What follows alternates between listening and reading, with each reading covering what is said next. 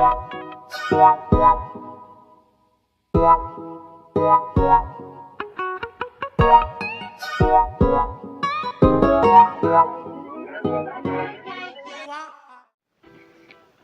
ke akhir tesis, kami akan menunjukkan cara-cara untuk mencari tesis melalui web apek yang disediakan di Perpustakaan Tuanku Bainun ini. Pertama sekali, typekan tajuk tesis yang anda ingin cari.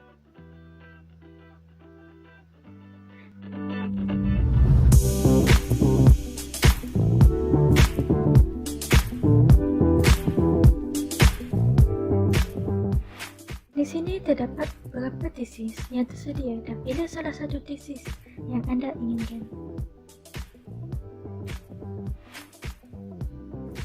Dalam butiran ini ada menunjukkan call number dan status tesis tersebut sama ada masih tersedia ataupun tidak. Catatkan call number kerana call number ini akan menentukan di manakah kedudukan tesis yang anda ingin cari di akhir tesis selepas ini.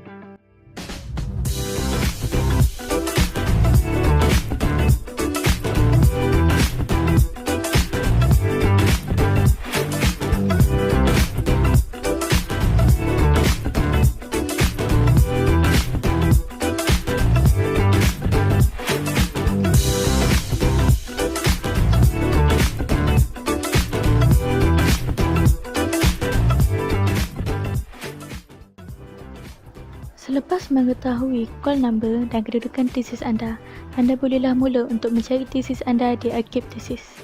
Rak di akhir tesis terbahagi kepada 3 bahagian, iaitu tesis sarjana muda, tesis master dan juga tesis doktor falsafah.